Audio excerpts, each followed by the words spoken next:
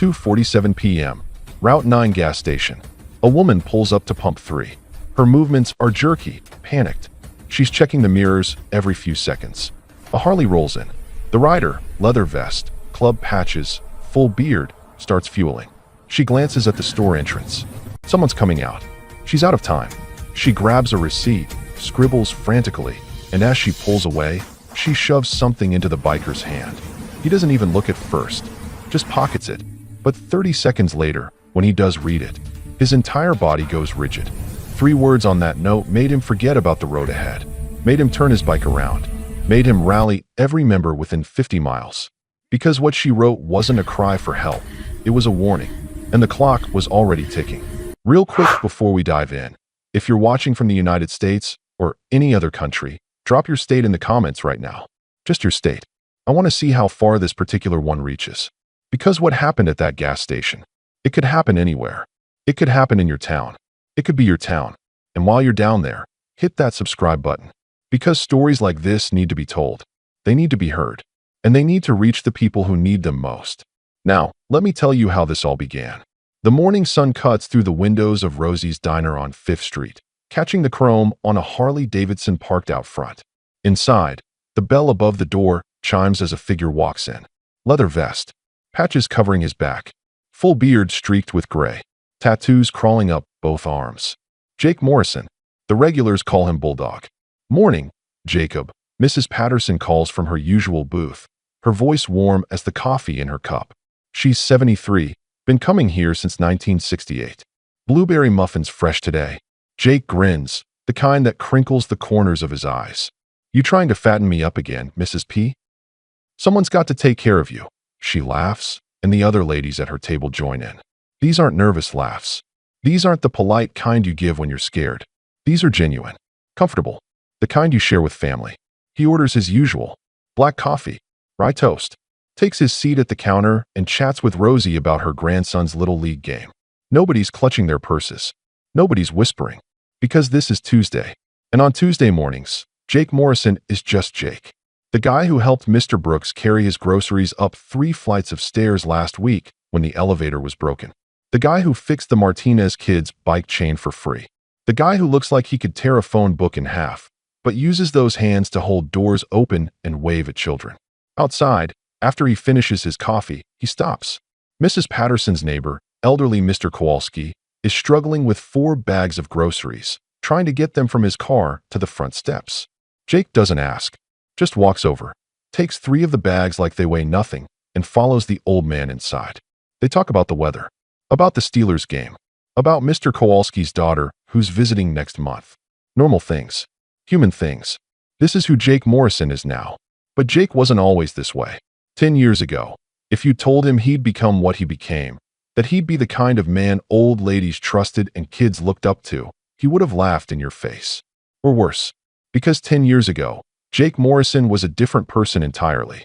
The kind of person whose anger came faster than his thoughts. The kind who saw the bottom of too many bottles and the inside of too many cells. The kind who wore his pain like armor and his rage like a crown. There were moments back then, dark moments, where the person he was seemed carved in stone. Permanent. Unchangeable. But people aren't stone. And Jake found that out the hard way. By 10 in the morning, he's at his shop. Morrison's Motorcycle Repair, a small garage on the edge of town that smells like oil and leather and possibility. The bay door is open. Classic rock plays low on the radio. And there, sitting on an overturned bucket, is Tommy. 14 years old. Scrawny. Quiet. The kind of kid who watches the world like he's afraid it might bite. Hand me that socket wrench, Jake says, not looking up from the engine he's working on. Tommy does. Quick. Eager. Now see this here? Jake points. That's your oil pan. You crack that, your whole engine's gonna know about it. You gotta treat it gentle. Respect it. He glances at Tommy. Everything that matters? You gotta treat it with respect. Tommy nods, absorbing every word like gospel. Because Jake gets it. He sees it in the kid's eyes. That same hunger he once had. That need for someone to care. To teach. To stay. That protective instinct. That fatherly patience he never knew he had. It's what made him the perfect person to get that note. But we're getting ahead of ourselves. For now, in this moment, Jake Morrison is just a man teaching a kid how to change oil. A man who's learned that who you were doesn't have to be who you are. That second chances aren't just given. They're built. Day by day, choice by choice, person by person. And if you believe that, if you believe people deserve second chances, that someone's past doesn't define their future, hit that subscribe button. Because this story proves that the most judgmental people are usually the ones who've never struggled themselves. Don't be that person. Jake Morrison certainly wasn't anymore. Across town, in a different world entirely, Maya Brooks is already 4 hours into her first shift. The morning rush at Mel's Diner is brutal. Coffee refills, scrambled eggs, toast. Repeat. Her feet hurt. They always hurt. But she smiles anyway because tips pay for Liam's school supplies, and you don't get tips without smiles. Maya is 34, though some days she feels twice that. Single mother. 2 jobs. An apartment that's small and worn but clean because clean is something she can control. The couch has a stain she can't get out. The Kit Brooks faucet drips no matter how tight she turns it. The bedroom door doesn't lock properly. But the floors are swept. The dishes are done. Liam's homework is always checked and signed. She's built a life on routines. Morning shift at the diner, 6 to noon. Home by 12:15 to get Liam off the bus. Homework. Dinner. Bedtime stories. Then back out the door by 8 for inventory shift at the warehouse, counting boxes until 2 in the morning. Sleep 4 hours. Repeat. It's exhausting. It's unsustainable. But it's survival. And survival is all she's got. That evening, after Liam finishes his chicken nuggets, the ones shaped like dinosaurs because they're his favorite, he looks up at her with those big brown eyes. 8 years old. Still believes in magic. Still thinks the world is mostly good. Mommy, he says, pushing peas around his plate. When's Daddy coming back? Maya's face falls. Just for a second. Just long enough for the weight of that question to land like a stone in her chest. She recovers quickly, forces the smile back. Baby, we've talked about this. I know, but Liam trails off, looking down. Tommy's dad came to career day, and Miguel's dad coaches soccer. I just thought maybe someday, sweetheart. But right now, it's just you and me. And we're doing pretty good, aren't we? Liam nods, but he doesn't look convinced. And Maya's heart breaks a little more. What Maya didn't tell her son was that Daddy wasn't coming back. Because Daddy never left. And that was the problem. Ryan Brooks wasn't gone. He was everywhere. In the texts that came at all hours. In the call she was too afraid not to answer. In the way she checked the parking lot before getting out of her car. In the way she jumped when a door slammed. In the bruises she covered with concealer every morning. The ones on her arms shaped like fingers. The ones that reminded her what happened when she didn't respond fast enough. Ryan wasn't physically in the apartment, but his control was. It lived in every corner, every shadow, every moment of fear. She catches her reflection in the bathroom mirror later that night. The makeup does its job, mostly. Covers the purple-yellow bloom on her jaw from 3 days ago. Covers the exhaustion. Covers the truth. But she knows it's there. She always knows. A car backfires outside. Maya flinches so hard she drops her lipstick. Her hands shake as she picks it up. This is what her life has become. A series of reactions. A constant state of alert. Fight or flight. Except there's nowhere to fly to. In the living room, Liam sits on the floor with his crayons and paper. Drawing. He loves to draw. Maya walks over, ready to admire whatever he's created. Maybe a superhero or a dinosaur or a rocket ship. But when she looks down at the paper, her breath catches. It's a family. Mom, dad, child. Simple stick figures like any 8-year-old draws. Except the father figure is different. Scribbled over. Violently. Black crayon pressed, so hard the paper's torn in places. Scratched out with such force that the rage is visible in every mark. The mom and child hold hands. The father is a dark, angry blur. Liam doesn't look up. Just keeps coloring the sky blue, like nothing's wrong. Like he hasn't just shown his mother exactly how much he understands. How much he remembers. How much damage has already been done. Maya swallows hard. Blinks back tears. Puts her hand on his shoulder. That's beautiful, baby. You want some juice? He nods. And life goes on. Because what else can she do? Ryan Brooks. 36. Pharmaceutical sales representative for a major company. Makes 6 figures. Drives a new Audi. Deacon at Riverside Community Church. Coaches Little League on Saturdays. Volunteers at the food bank twice a month. Everyone loves Ryan. He's charming. Articulate. Always dressed well. Always says the right thing. The kind of man mothers hope their daughters marry. But in the privacy of Maya's phone, his messages tell a different story. Constant, controlling, threatening. Where are you? Why aren't you answering? If you leave, I'll find you. If you tell anyone, I'll take Liam. You think cops will believe you over me? And the worst part? He's right. Maya had tried once before, 6 months ago. Gathered her courage. Went to the police station. Filed a report. Showed them the bruises. The texts. Everything. Ryan showed up 48 hours later with his lawyer. With character witnesses. With his spotless record and his church deacon credentials and his little league photos. Painted Maya as unstable. Emotionally unfit. Said she was trying to alienate him from his son. Threatened a custody battle she couldn't afford to fight. Couldn't afford to lose. The officer had looked at her with something between pity and doubt. And Maya learned the hard way that monsters don't always look like monsters. Sometimes they look like the man who brings donuts to the church bake sale. Sometimes they wear suits and ties. Sometimes they coach your kid's baseball team. Sometimes the scariest monsters are the ones everyone else thinks are heroes. Maya needed a miracle. Or at least, she needed someone who wasn't afraid of making waves. Someone who didn't care about Ryan's reputation. Someone who didn't care what people thought. Someone who would just believe her. Help her. Stand between her and the nightmare that wore a respectable face. She was about to find him. At a gas station. In the most unlikely form imaginable. But she didn't know that yet. Right now, all she knew was fear. And the desperate hope that somehow, someday, there would be a way out. Friday evening. Maya's just gotten Liam to bed. Finally. He'd been clingy tonight. Didn't want her to leave for her warehouse shift. She'd promised him pancakes in the morning. Promised him everything would be okay. Promises she hoped she could keep. She's lacing up her work boots when she hears it. The knock. 3 sharp raps that make her blood run cold because she knows that knock. She knows the rhythm. The aggression in it. Ryan. Her hand freezes on the doorknob. She considers not answering. Considers calling someone. But who? And what would she say? He hasn't done anything yet. That's what the police would say. That's what they always say. She opens the door. He's standing there in his work clothes, tie loosened, and she can smell it immediately. Whiskey. Not enough to slur his words, but enough to loosen his control. Enough to make him dangerous.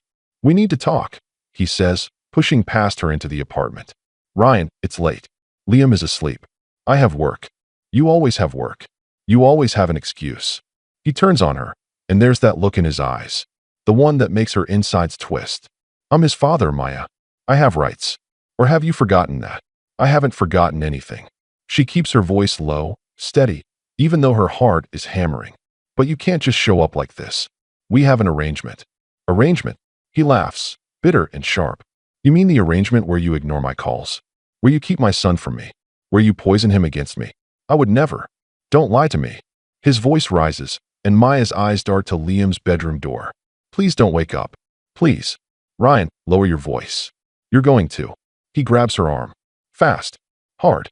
Fingers digging into the same spot he grabbed last time. The bruise that's just starting to fade. Maya gasps, tries to pull away, but he pulls her closer. You don't get to tell me what to do. Not in front of my son. Not anywhere. Let go of me. Her voice shakes now. Fear. Anger. Both. Or what? You'll call the cops again. Tell them more lies.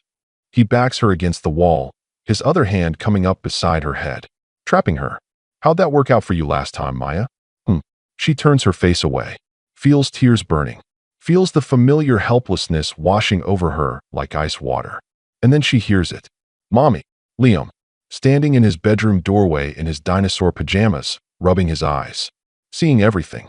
Ryan drops her arm immediately. Steps back. The mask slides back into place so fast it's like watching a magic trick. Hey, buddy. His voice is suddenly warm, cheerful, like nothing happened. Sorry, did we wake you? Mommy and I were just talking. But Liam isn't looking at his father. He's looking at his mother. At the tears on her face. At the red mark blooming on her arm. And then he screams. Not words. Just sound. Pure terror. He runs to Maya, wraps himself around her legs, sobbing. Ryan's jaw tightens. The mask cracks again, just for a second. Then he turns and walks to the door. I'm picking Liam up for the weekend tomorrow. 2 p.m. If you're not here, or if you've called anyone, you know what happens. He looks back at her, and his voice drops to something cold and final. I'll take him. Permanently. You'll never see him again. And they'll believe me, Maya. They always believe me. The door closes. Maya slides down the wall, Liam in her arms, both of them shaking. He's crying so hard he can barely breathe. She holds him, rocks him, whispers that everything's okay even though they both know it's not. I don't want to go with Daddy, Liam sobs. Please don't make me go. And something in Maya breaks. Not the breaking that shatters. The breaking that transforms. The breaking that burns away everything except one single truth. This has to end. Tomorrow. Maya spent that night planning. But this wasn't about running anymore. She tried that.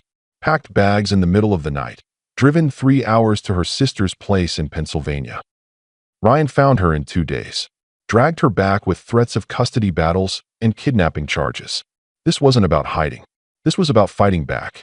And fighting back meant doing something desperate. Something dangerous. Something she never thought she'd have the courage to do. Morning light comes too early and too late all at once. Maya moves through the apartment like she's underwater. Everything feels slow and fast simultaneously. She packs a bag. Just essentials. Changes of clothes for her and Liam. His favorite stuffed elephant. Her mother's necklace. She empties her savings account at the ATM on the corner. $237. Everything she has. At Liam's school, she signs him out at the front desk. Family emergency, she tells the secretary, forcing a smile that feels like it might crack her face. His grandmother's in the hospital. The lie comes easy because it has to. Because truth is a luxury she can't afford. Liam is confused. Quiet. He holds her hand too tight as they walk to the car. She had one shot. One chance. If it didn't work, if what she was about to do failed, Ryan would make good on his threat. She'd lose Liam forever. The courts would see her as unstable, running, violating some custody agreement that didn't exist on paper but existed in Ryan's threats. But if she did nothing, if she let Ryan take Liam this afternoon, she'd never forgive herself. And Liam would learn that the world was a place where monsters win. They drive. No destination yet. Just away. Just moving. Maya's phone buzzes. Ryan. She doesn't answer. It buzzes again. Again. Again. She turns it to silent, but she can see the screen lighting up. The calls. The texts. The countdown. Mommy. Liam asks from the back seat, voice small. Where are we going?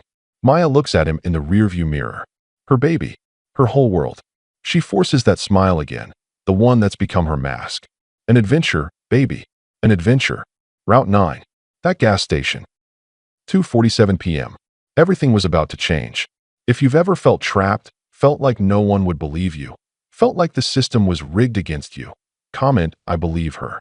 Because for every Maya out there suffering in silence, we need to be the ones who break it. Be that voice. Maya Brooks was about to use hers, and it would echo farther than she ever imagined.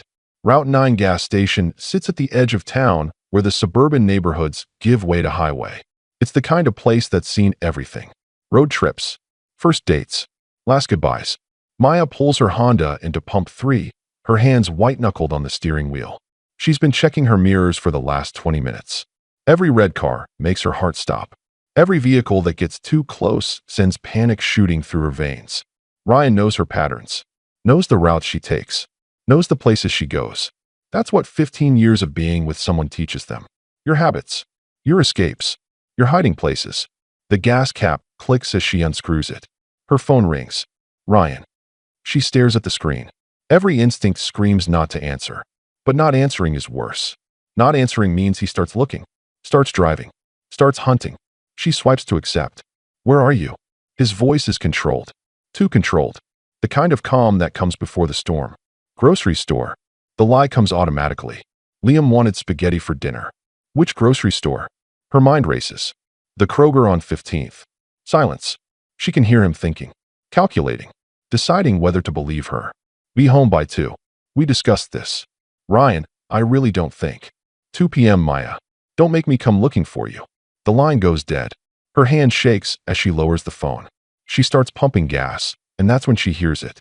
The deep rumble of a motorcycle. A Harley. The sound gets louder, closer, and then it's there. Rolling into the pump beside hers. The rider kills the engine. Kicks the stand. Gets off. Maya watches him. Can't help it. He's exactly what she expected. Leather vest covered in patches. Club colors on his back. Tattoos running down both arms. Full beard. The kind of man her mother warned her about. The kind of man she'd cross the street to avoid. The kind of man that society teaches you means danger. But as he starts pumping his gas, she notices other things. The way he nods politely to the elderly man at the next pump. The reading glasses hanging from a chain around his neck. The weathered kindness in his face. The way he stands like someone who's been broken and rebuilt himself into something solid. Everything she'd been taught said stay away from men like that. Men who look dangerous. Men who live outside the lines. Men who wear their rebellion on their sleeves and their loyalty on their backs. But everything she'd lived, everything she'd survived, taught her something different. The good guys were the real danger. The ones in suits and ties. The ones everyone trusted. The ones who smiled in public and terrorized in private. Maybe, just maybe, the person everyone was afraid of was exactly the person who could help. And then she sees it. A flash of red in her side mirror. Far back, 2 blocks away, but unmistakable. Ryan's Audi. The world narrows. Time compresses. Her breath catches in her throat because he's not supposed to be here. He's supposed to think she's at Kroger. But Ryan's always been smart. Always one step ahead. Always hunting. Maya's hands move before her brain catches up. She yanks open the glove compartment. Grabs a receipt. An old pen. Her hands are shaking so badly the pen almost falls. Liam is in the back seat, watching cartoons on her phone, oblivious. She writes. Fast. Messy. Desperate. He's coming. Takes my son tomorrow. Said he'd kill me if I tell anyone. You don't know me. But please, club guys don't scare easy, right? 6841, Maple Grove, apartment 2B. Tomorrow 2 p.m. I'm not asking you to save me. Just be there. Witness. Someone needs to see. Maya 555-0147 The gas pump clicks. He's done. He's about to leave. She has seconds. Maybe less. Maya pulls the nozzle from her tank, hangs it up, and in one fluid motion born of pure adrenaline and terror, she walks past him. Their eyes meet for just a second. She shoves the crumpled receipt into his hand. Please, she whispers. And then she's in her car. Engine starting. Pulling out. Not looking back, because if she looks back she might lose her nerve. Might realize what she's just done. Might understand that she's just trusted a complete stranger with everything. The red Audi is closer now. 3 cars back. Maya turns left instead of right. Heads toward the actual Kroger, just in case. Just to sell the lie. Just to buy time. Jake stood there, gas pump clicking full, holding a crumpled piece of paper that weighed nothing and everything at the same time. He read it. The handwriting was shaky. Frantic. Real. He read it again. And something in his chest, that thing that made him who he was, that protective instinct he'd spent 10 years rebuilding, clicked into place. He looked up, tried to spot her car, but she was gone. Disappeared into traffic like smoke. Jake pulled out his phone. Didn't hesitate. Scrolled to a name. Press call. 2 rings. Prez, we got a domestic situation. Bad one. Real bad. I need the boys. All of them. On the other end, Tommy Valdez doesn't ask questions. Doesn't need to. When one of your brothers calls with that tone in their voice, you answer. Where and when? I'll text you the details. But Prez? This one's different. This one's. Jake looks at the note again. At the desperation in every letter. This one matters. They all matter, brother. Send me what you got. I'll make the calls. Jake hangs up, folds the note carefully, puts it in his vest pocket right over his heart. He doesn't know this woman. Doesn't know her story. Doesn't know if tomorrow he'll show up to an empty apartment or a trap or something worse. But he knows that look he saw in her eyes. That split second of pure terror mixed with the smallest flicker of hope. He's seen that look before. In mirrors. In the faces of people he's helped. In the moment when someone decides to stop drowning and start fighting. Jake gets on his bike. Starts the engine. But before he pulls out, he sends the text. The address. The time. The situation. And then he adds one more line. This one's going to get complicated. But we're doing it anyway. But Jake didn't know something crucial. Something that would make this 100 times more complicated than a simple domestic call. Because while he was reading that note, by 7 that evening, the clubhouse is full. Not the bar kind of clubhouse you see in movies. This is a converted warehouse on the industrial side of town. Tool benches. A Kit Brooks. Mismatched furniture. Patches on the walls commemorating brothers who've passed. Flags. Photos. History. The door opens and closes as they arrive. One by one. Engines going quiet. Boots on concrete. These aren't kids playing dress up. These are men and women who've lived entire lives before they ever put on a patch. Tommy Perez Valdez sits at the head of the table. 56 years old. Silver hair pulled back. Scars on his knuckles and a purple heart in a box at home. Former Marine. 2 tours. Now runs a veterans outreach program that's pulled more guys back from the edge than anyone can count. When Perez speaks, people listen. Not because they're afraid. Because he's earned it. Beside him, Carlos Tiny Rodriguez unfolds himself from a chair that looks like a toy under him.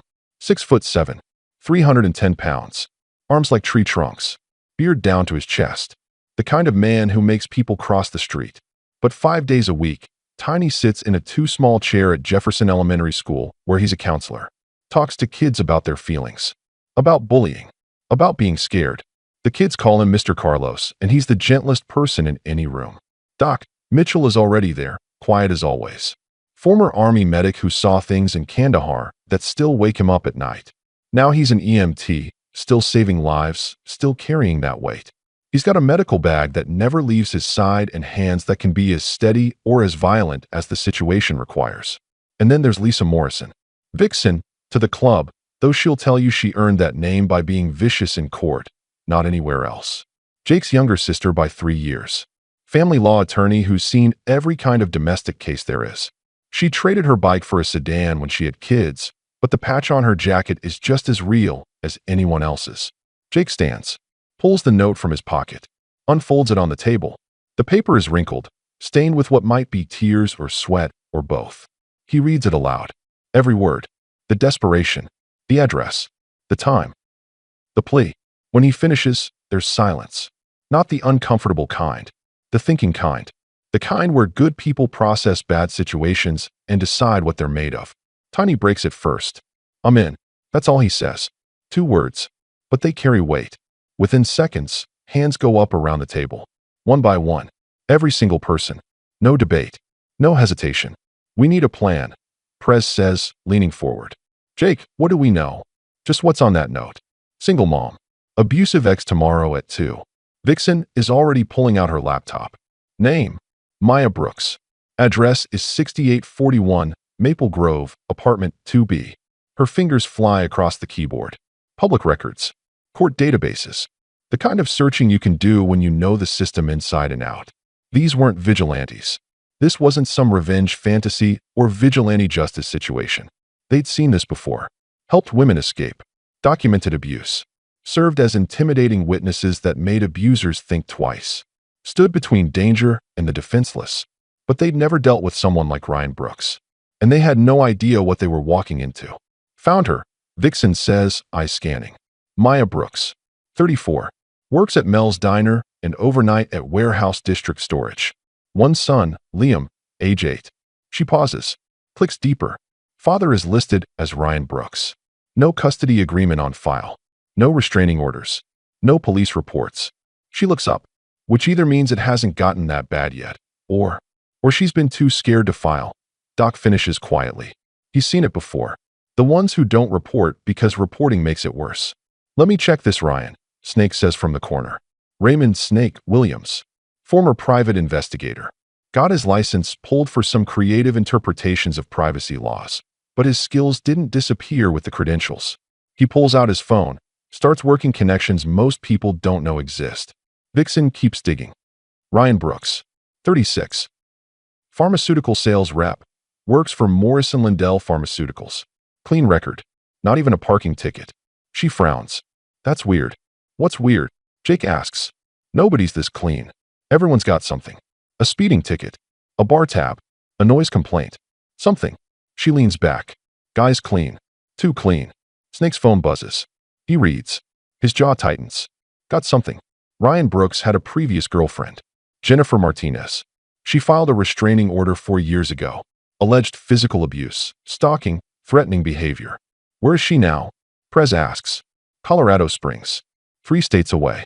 Moved 6 months after the restraining order was filed. Snake looks up. Want to know the interesting part? The restraining order was dropped. Voluntarily. 2 weeks after it was filed. The room goes cold. Everyone knows what that means. Pressure. Threats. Fear.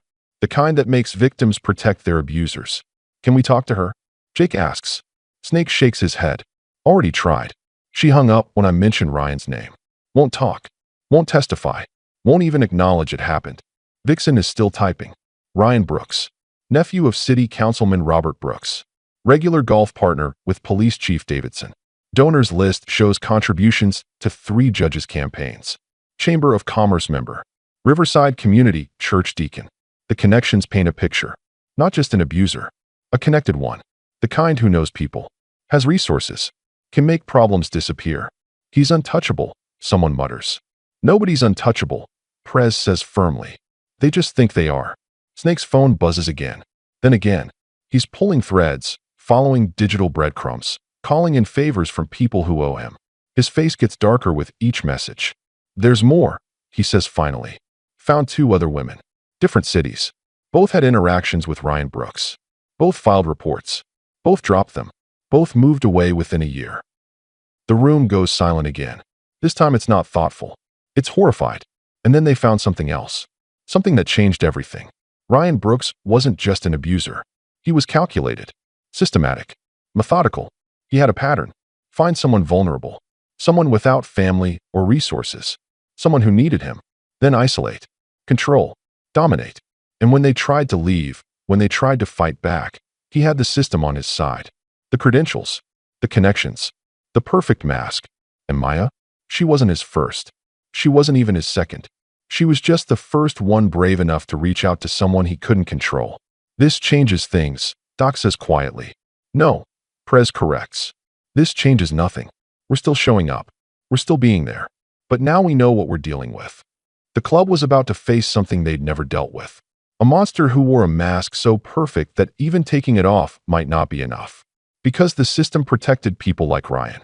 The system believed people like Ryan.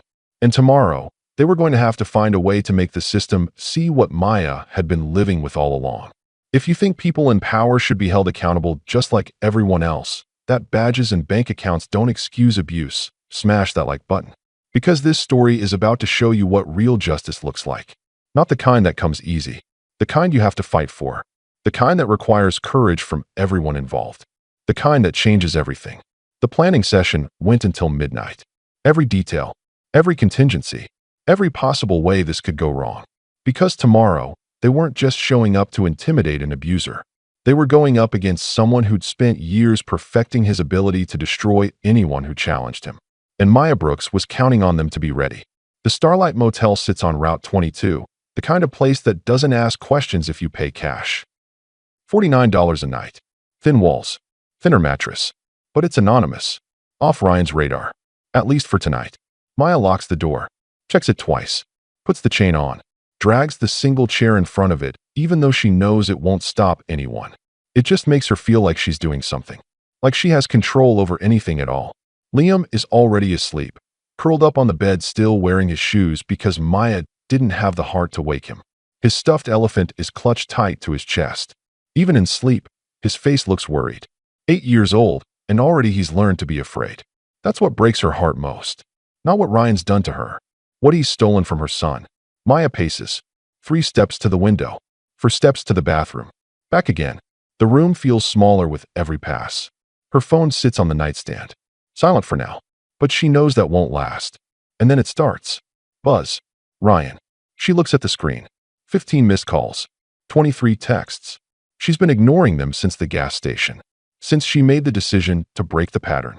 To do something instead of just surviving. The phone rings again. Her hand hovers over it. Every instinct she's developed over the years screams at her to answer. To explain. To placate. To make it better. Because not answering makes him angrier. And angrier means worse. But answering means lying. And she's tired of lying. She lets it ring. It stops. Starts again immediately. This time she picks up. But she doesn't say hello. Maya, where the hell are you? His voice is tight. Controlled. The kind of calm that's actually rage wearing a disguise. You said you were at the grocery store. I drove by. Your car wasn't there. I left. Left to where? Does it matter? Silence. The dangerous kind. You're making this worse, Maya. Whatever you're thinking, whatever you're planning, you're making it worse. For you. For Liam. There it is. The threat wrapped in concern. The weapon he's used for years. I'm not bringing him tomorrow, Ryan. Yes, you are. Each word is a stone dropping. We have an agreement. I'm his father. You don't get to keep him from me. We don't have an agreement. We have your threats. Is that what you'll tell the judge? When I file for custody? When I show them how unstable you are? How you're keeping a child from his father? Running away to God knows where? His voice shifts. Softer now. More dangerous. You can't win this, Maya. You know you can't. Come home. We'll talk about this like adults. She hangs up. Her hands shake so badly, she almost drops the phone. What if this was a mistake? What if they don't show? What if Ryan finds out about the note, about the bikers, about everything, and it makes things 1,000 times worse? What if she's just handed him more ammunition? More proof that she's unstable, irrational, associating with dangerous people? Maya sits on the edge of the bed, looks at Liam sleeping, and her mind does what it always does in moments like this. It goes back to the beginning, when Ryan was everything she thought she wanted. Charming, attentive, successful. He brought her flowers for no reason, remembered her coffee order, told her she was beautiful when she felt invisible. For someone who'd spent her whole life being overlooked, his attention felt like sunlight. The first time he criticized her was small, just a comment about her outfit. You're wearing that. Not mean, just questioning. She changed. Then it was her friends. They don't really care about you like I do. Why do you waste time with them? So she stopped calling them back. Stopped making plans. It was easier than the questions. The tension. Then her family. Your mother's always judging me. Your sister thinks she's better than us. Holidays became battles. Eventually, she stopped going. Then her choices. Where she went. Who she talked to. What she wore. What she ate. Small controls that felt like care until they didn't. Until they felt like a cage. The first time he grabbed her arm hard enough to bruise, he apologized immediately. Cried. Said he was stressed about work. Said he'd never do it again. She believed him. Because she wanted to. Because she'd already lost so much. Because leaving felt impossible. The first time Liam saw it, her son was 5 years old. Ryan had been drinking. Maya had said something. She can't even remember what. Ryan's hand connected with her face so fast she didn't see it coming. Just felt the sting. The shock. And then she heard the small gasp from the doorway. Liam. Frozen. Eyes wide. His whole world shattering in one moment. Ryan left. Liam ran to her. And Maya held him and lied. Said mommy was okay. Said daddy didn't mean it. Said everything would be fine. The first of so many lies she'd tell to protect him from a truth he'd already seen. Maya blinks. Comes back to the present. To this motel room. To Liam sleeping with worry on his face even in dreams. Never again. She whispers it like a prayer. Like a promise. Like the one truth that matters more than fear. Never again. But here's what Maya didn't know. At that exact moment, 37 bikers were creating a plan. Not just to show up. Not just to be intimidating. But to make absolutely sure Ryan Brooks never hurt anyone again. Legally. Publicly. Permanently. They were gathering evidence. Contacting witnesses. Building a case. Preparing for a battle that wouldn't be won with fists, but with documentation. With courage. With community. With the kind of brotherhood that extends beyond blood to anyone who needs protection. Maya looks at her phone. At the number she scribbled on that note. She'd given it to a stranger. A man she didn't know. A biker who could be anyone. Could do anything. Could ignore her completely. But what if he didn't? Her thumbs move before her brain can stop them. I don't know if you're really coming. But thank you for not throwing away the note. She hits send. Stares at the screen. Doesn't expect a response. It's 11 at night. He's probably asleep. Probably forgot about the desperate woman at the gas station. Probably threw that note away the second she left. The phone buzzes. Her heart stops. We'll be there. You're not alone anymore. Maya reads it once. Twice. 3 times. 5 simple words that crack something open inside her chest. Something that's been locked tight for years. She covers her mouth with her hand, trying to hold back the sound, but it comes anyway. She cries. Not the silent kind she's perfected. Not the type she does in the shower where Liam can't hear. But real, body-shaking sobs. For everything she's endured. Everything she's lost. Everything she's been too afraid to feel, because feeling meant breaking, and breaking meant Ryan won. But these aren't tears of defeat. They're release. They're hope. They're the sound of someone remembering that they're not alone. That the world isn't just darkness. That somewhere out there, strangers become saviors and kindness still exists in unexpected places. She cries until there's nothing left. Until she's empty and full at the same time. Until Liam stirs slightly, and she wipes her face and whispers that everything's okay. And for the first time in years, she almost believes it. Morning came. And with it, everything Maya feared and everything she hoped for. because in a few hours, everything would change.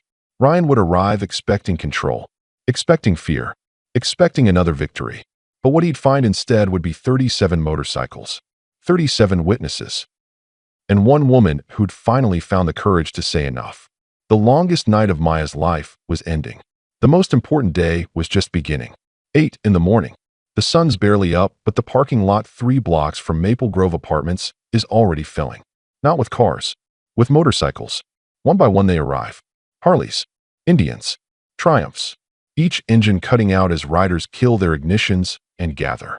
This isn't a show of force. Not yet. This is preparation. Prez arrives first, always does.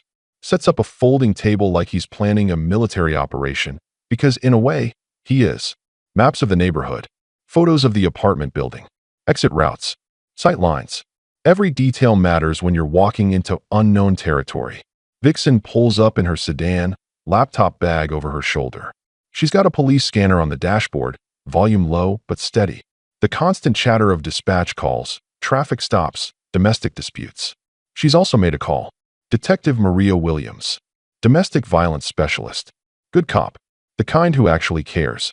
Off duty today, but Vixen mentioned she might want to take a drive through the Maple Grove area around 2 p.m. just to see the neighborhood.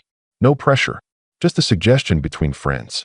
Doc arrives with his medical bag, the one he takes everywhere.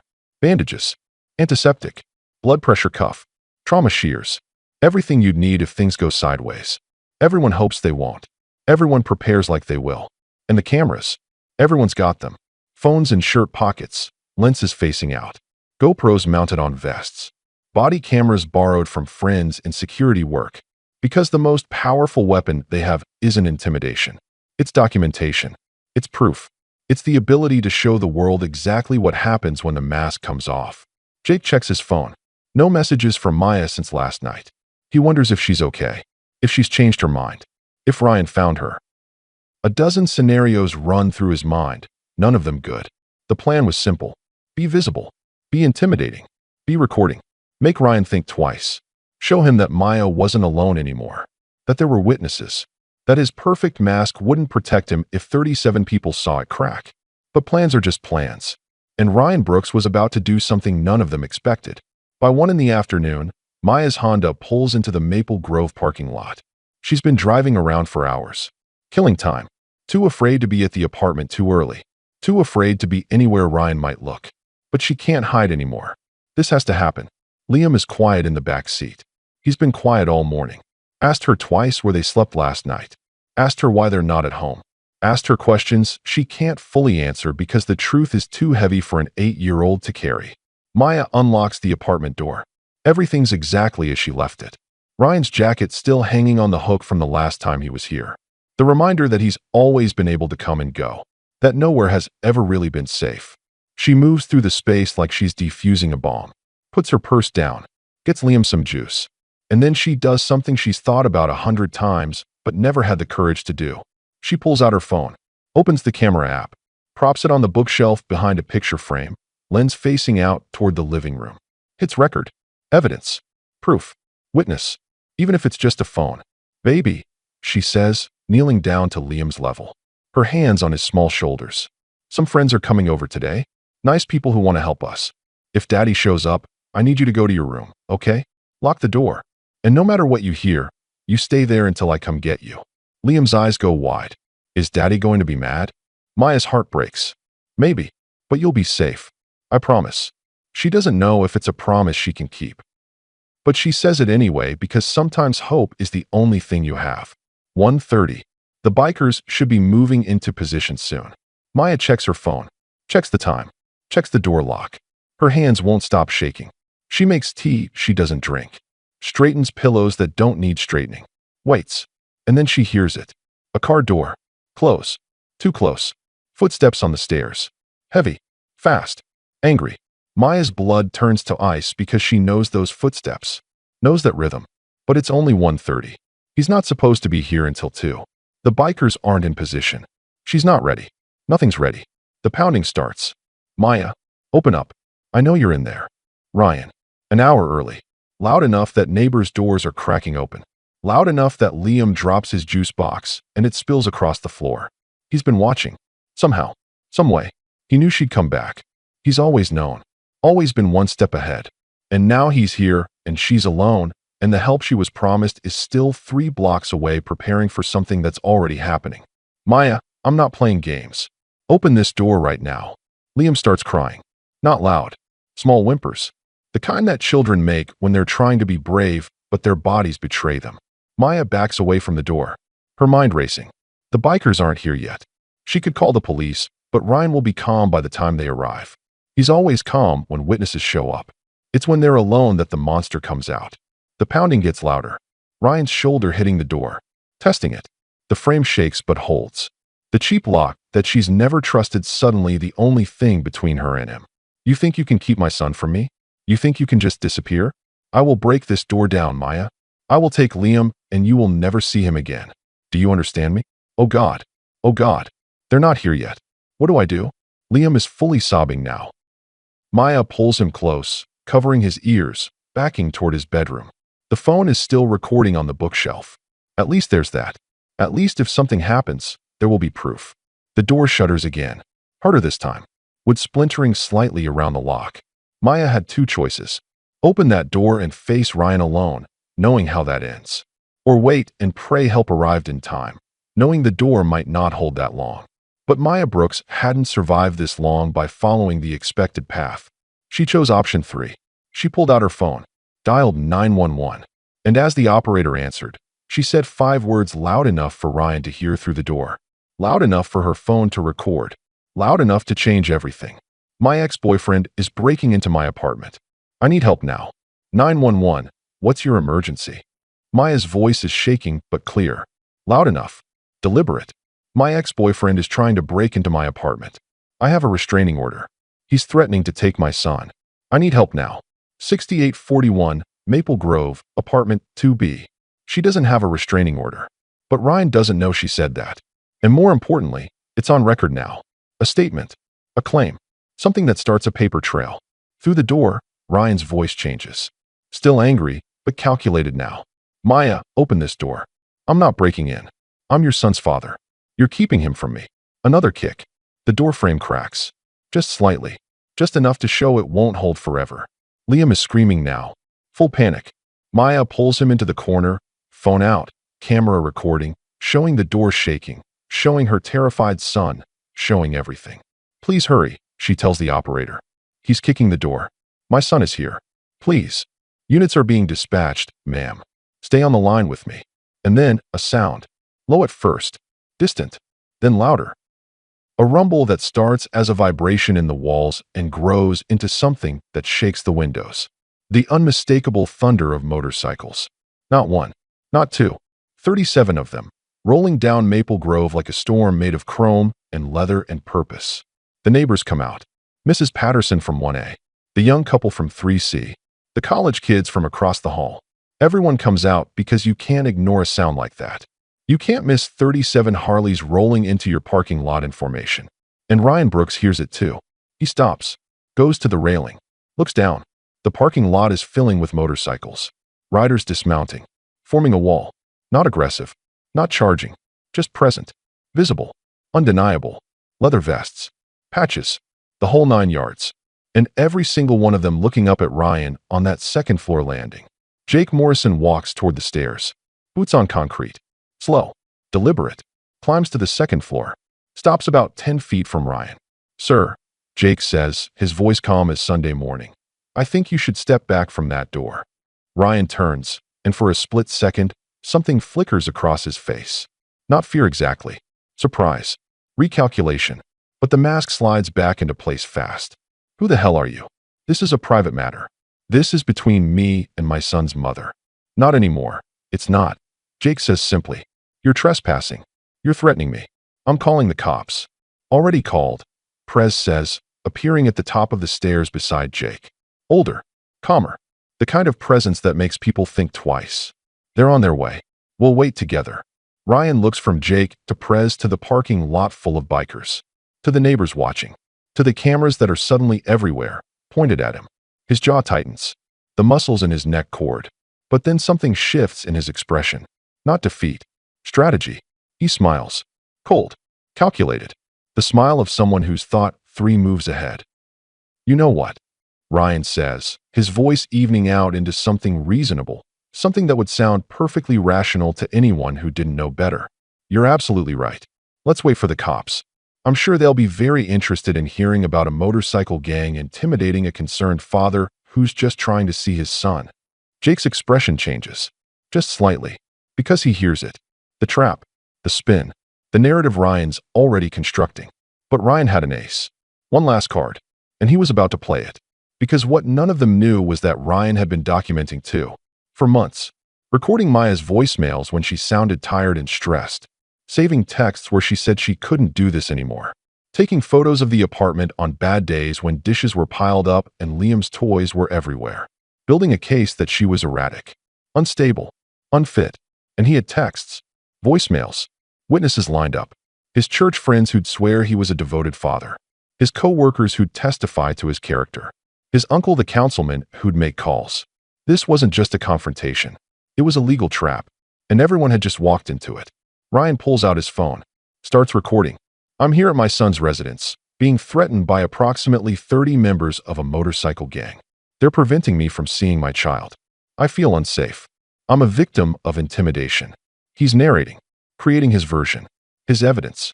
Jake realizes it. Prez realizes it. This isn't going to be settled with presence. This is going to be a battle of narratives, a war of documentation. And Ryan's been preparing for this fight a lot longer than they have.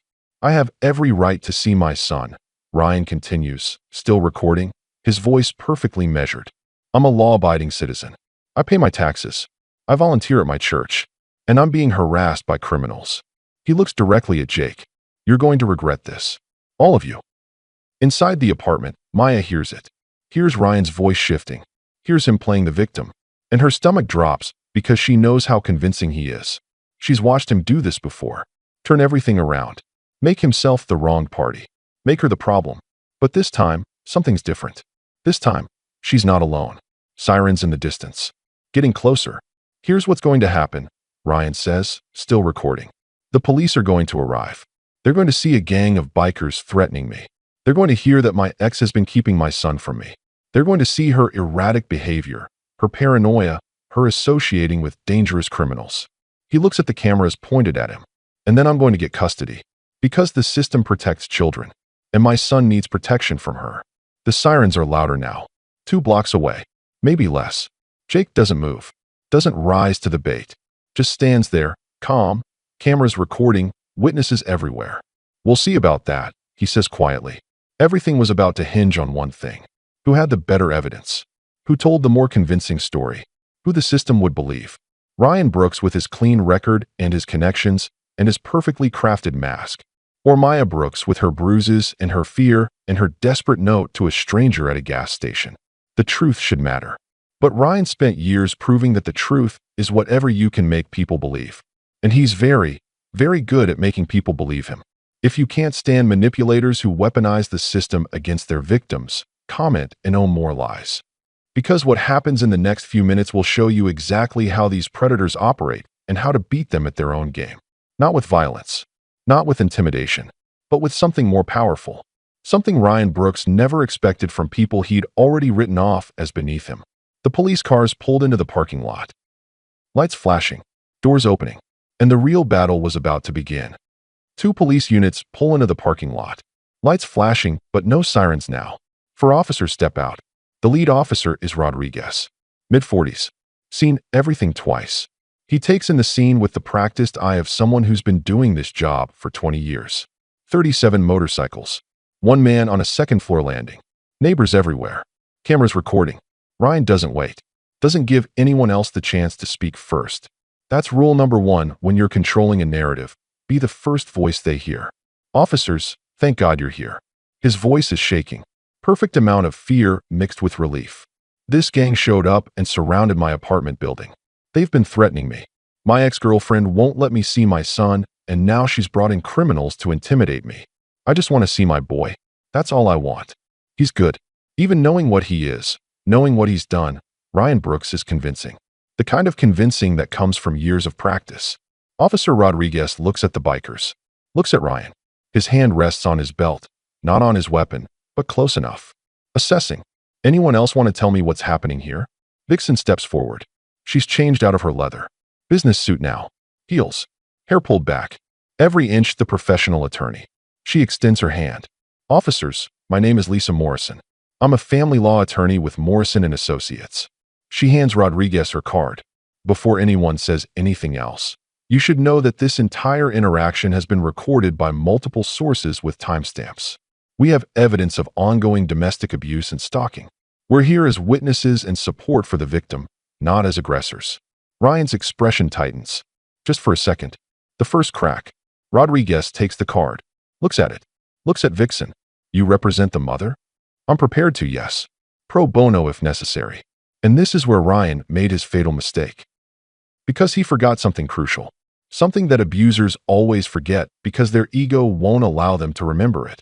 They think they're smarter than everyone else. That no one will believe the victim. That their reputation is bulletproof. That the mask they've built is impenetrable. Ryan forgot that sometimes the truth has witnesses. And sometimes those witnesses refuse to be silent. Officer. Vixen continues, pulling out a tablet. I have medical records showing Ms. Brooks's injuries over the past 3 years. Emergency room visits. Photographs. Documentation. She swipes through images. I have therapy notes from her son's counselor indicating the child has witnessed domestic violence. I have a statement from Mr. Brooks's previous girlfriend detailing a pattern of abuse. Ryan steps forward. That's fabricated. That woman is lying. We have her on video call right now if you'd like to speak with her, Vixen says calmly. She's willing to make an official statement. Ryan's jaw clenches. But he's not done. Not yet. Officer, I have evidence too. He pulls out his phone. I have texts from Maya showing erratic behavior. Voicemails where she sounds unstable. I have a letter from her doctor documenting her anxiety disorder. I have witnesses who will testify that I'm a devoted father. I'm a deacon at Riverside Community Church. I coach Little League. I volunteer. Everyone who knows me will tell you I'm not who she's claiming I am. He's fighting back, presenting his case. And Officer Rodriguez is listening to both sides, his expression unreadable. Sir, Rodriguez says to Ryan, do you have a custody agreement on file? No, but do you have scheduled visitation rights? Not officially, but I'm his father. I have rights. And ma'am, Rodriguez turns to Vixen. Does your client have a restraining order? Vixen hesitates. Just for a second. Not yet. She attempted to file one 6 months ago, but was discouraged from pursuing it. Ryan pounces. See? Because it was false. Because she's making this up. Officer, I'm the victim here. Look at them. He gestures to the bikers. Look at who she's associating with. What kind of mother brings gang members around her child? Rodriguez's expression shifts slightly. And Maya, watching from the apartment window, feels her heart sink. Because she can see it. The doubt creeping in. The way Ryan's respectability, his clean record, his articulate defense is landing. The way the system has always worked in his favor. Officer, Rodriguez's partner says, maybe we should speak to the mother. Get her side. Rodriguez nods. Ma'am? Ms. Brooks? Can you come down here, please? Inside the apartment, Maya's hands are shaking. This is it. The moment. Jake appears at the door she finally opened when she heard the police arrive. You ready? He asks quietly. Maya looks at Liam. Her boy. Her reason for everything. She takes his hand. Yeah, I'm ready. They walk down the stairs together. Maya, Liam, and Jake slightly behind them. As they reach the landing, Liam sees his father. His whole body goes rigid. He presses closer to his mother. Officer Rodriguez kneels down to be at eye level with the boy. His voice gentles in the way cops learn to do with children. Hey there, buddy. What's your name? Liam. His voice is so small. Liam, I'm Officer Rodriguez. I just want to ask you a couple questions, okay? Is that okay? Liam looks at his mother. She nods, squeezes his hand. Rodriguez keeps his voice soft. Liam, are you scared right now? The boy nods. What are you scared of? Liam looks at his father, then at the officer. And in that moment, something shifts. Maybe it's the gentle voice. Maybe it's his mother's hand in his. Maybe it's the bikers standing below like protectors instead of threats. Maybe it's just that 8 years of fear finally finds its voice. My daddy hurts my mommy. I saw him. Lots of times. He pushes her. He grabs her. He makes her cry. Tears stream down Liam's face. He says if we tell, he'll take me away forever. But I don't want to go with him. He's scary when he's mad. Absolute silence. The parking lot. The officers. The neighbors. Everyone frozen. Because there's something about a child's testimony. Something raw and unfiltered and impossible to dismiss. Children don't have the vocabulary for manipulation. They just tell you what they've seen. Ryan's mask cracks. Just for a second. Anger flashes across his face.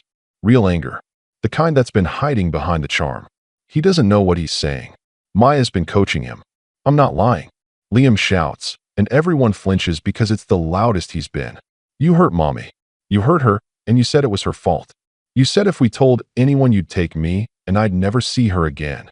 Rodriguez stands slowly. His whole demeanor has changed. He's seen a lot in 20 years.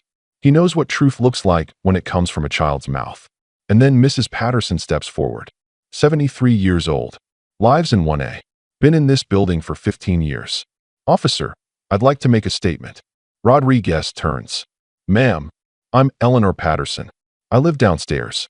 I've heard them fighting. Multiple times. I've seen this young woman with bruises she tried to hide. I called you people twice. Filed noise complaints. Reported suspected domestic violence. No one ever came. No one ever followed up.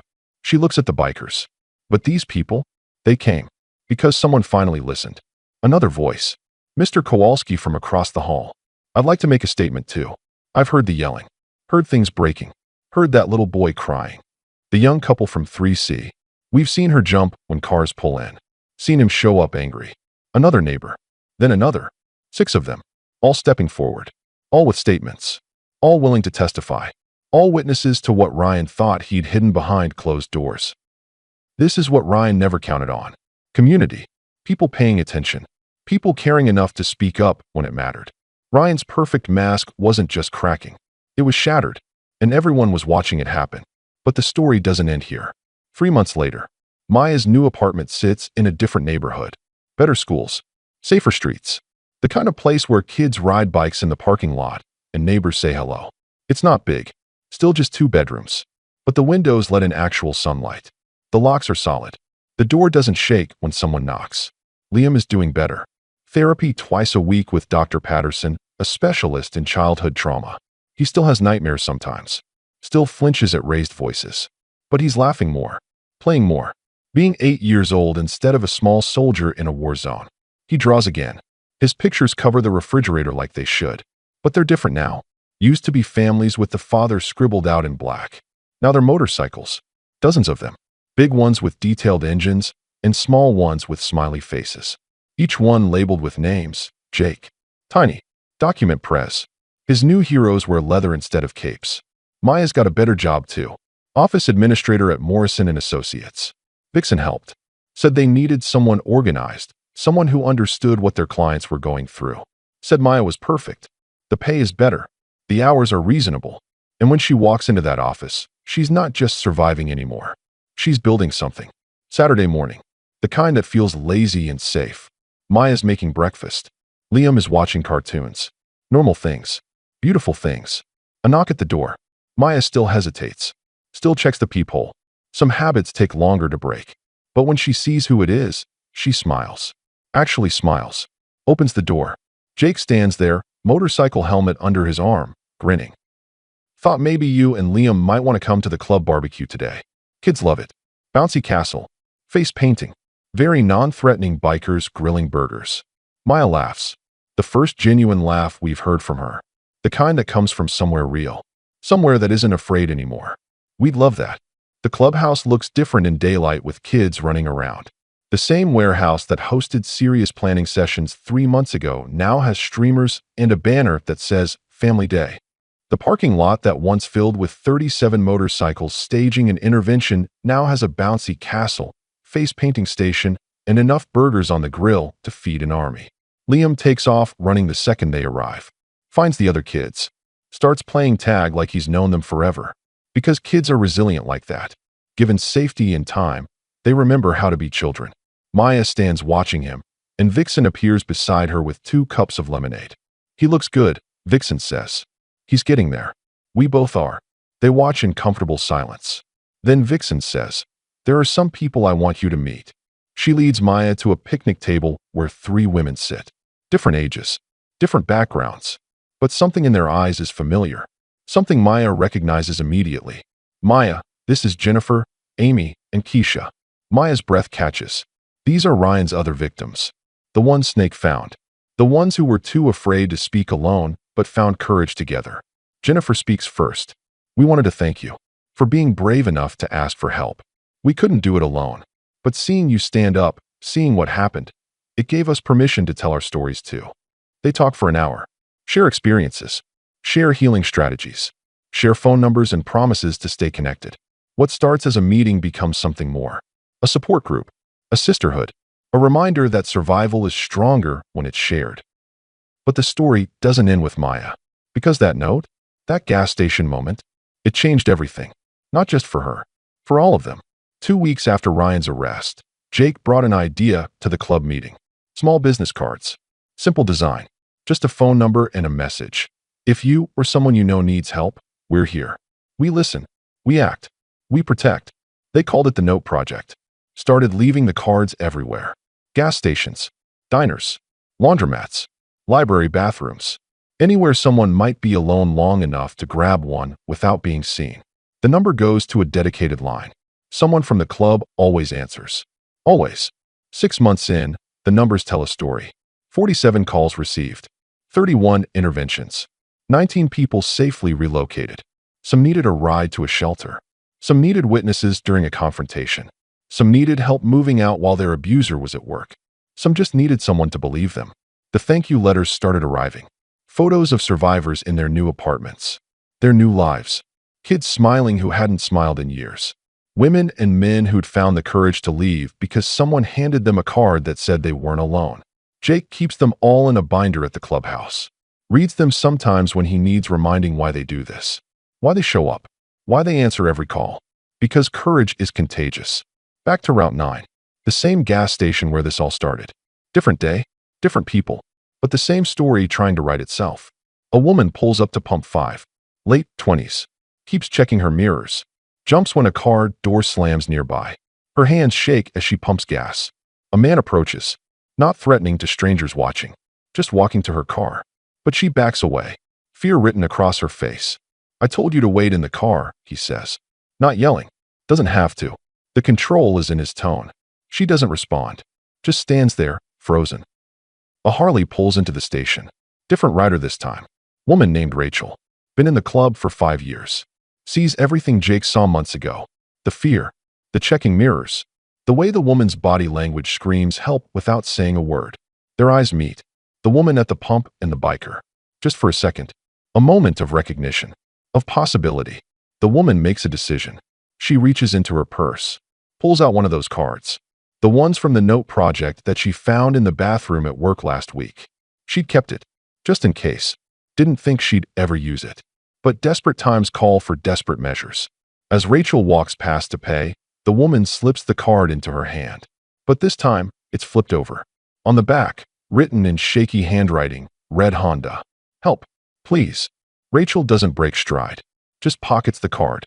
Pays for her gas. Walks back to her bike. Pulls out her phone. The screen lights up. A call connecting. Prez, we got a situation. The engine starts. Rachel doesn't leave. Just waits. Present. Visible. A witness to whatever happens next. Because the thing about courage is it's contagious.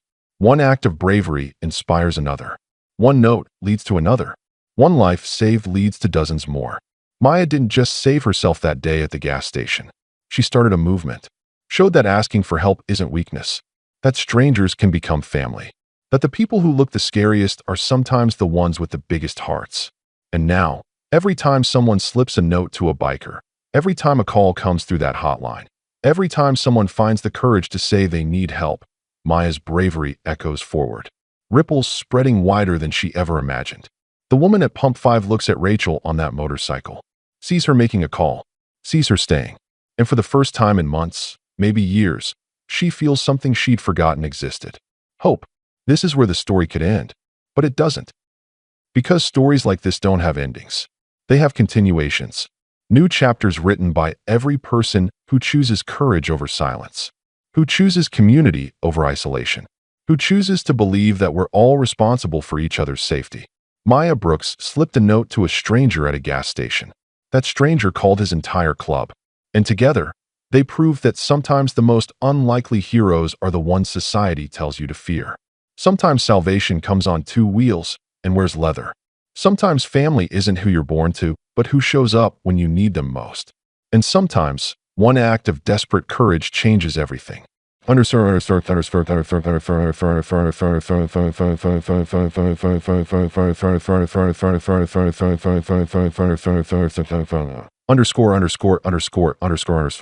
If this story moved you, if it made you think differently about the people around you, if it reminded you that we all have the power to help someone in need, then do 3 things for me right now.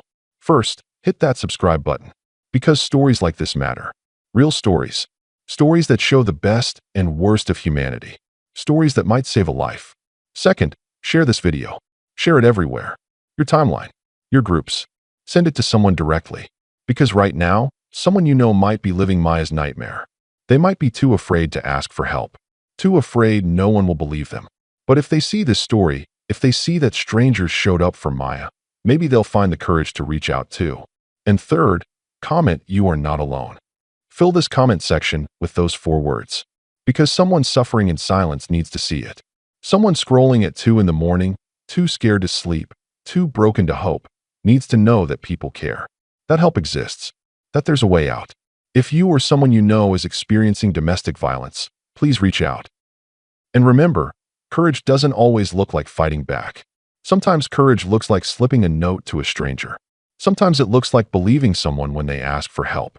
Sometimes it looks like 37 bikers showing up because one of them refused to throw away a piece of paper. Be that person. Be someone's Jake. Be someone's hope. You never know when you might be the difference between someone's worst day and their first day of freedom. Thank you for watching. Thank you for caring. And most importantly, thank you for being the kind of person who believes that we're all responsible for protecting each other. Now go make a difference.